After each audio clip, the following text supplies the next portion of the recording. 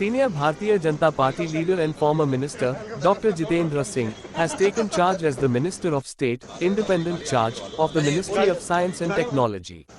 Upon his arrival at his office in New Delhi today, Dr. Singh received a warm welcome. Speaking to the media, he highlighted the remarkable progress in the startup ecosystem under the Modi government.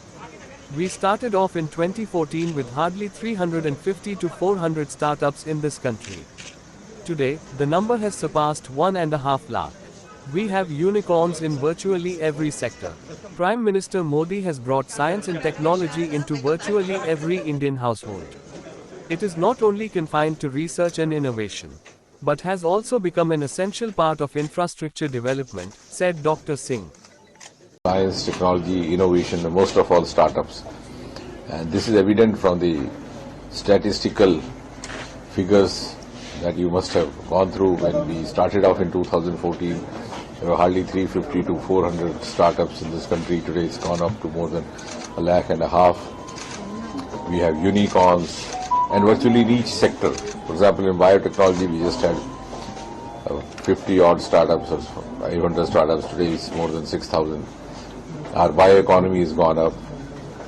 Prime Minister Modi has made science and technology enter virtually every Indian household. It's not only confined only to research, innovation, it's also been made an essential part of infrastructure development, whether it's the construction of roads, buildings, or the railway tracks. And I'm glad that the various departments associated with this ministry, the CSIR and its various institutions have in the last 10 years, because of the patronage offered by Prime Minister Modi, played an active part in introducing new technologies in infrastructure development, whether it's the road constructions, or whether it's the AI-driven digital health.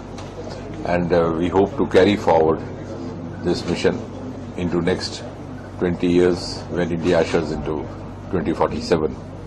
And I think one of the hallmarks also is that very recently, when the second term was coming to a close, the National Research Foundation legislation was introduced, which is known as Anusandhan, which is something which had waited for several years, and that brings India. Today, India is one of the frontline nations as far as science, technology, innovation is concerned.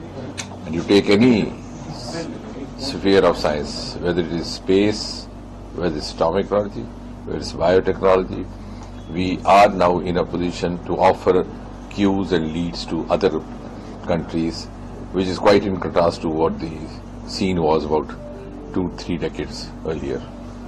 So what will be different in your third term? I think in the last 1 year, Prime Minister Modi not only succeeded in making science technology as an essential means of bringing ease of living for each of the citizens, but also made us realize the importance of it, and I think most importantly, change of mindset that happened, the scientific temper that has developed over the last 1 decade, even in a common Indian citizen, regardless of wherever he comes from, whatever the background, is something which is going to play a very, very pivotal role in determining our future progress over the next 20 years.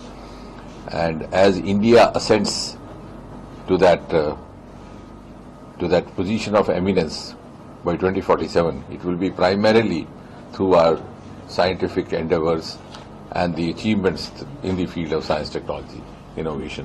And that has also given us a kind of an esteem in the arena of world nations, whether it was the Chandrayaan-3, whether it's the Indian space station being solicited by Americans for the Indian astronauts to accompany them, etc.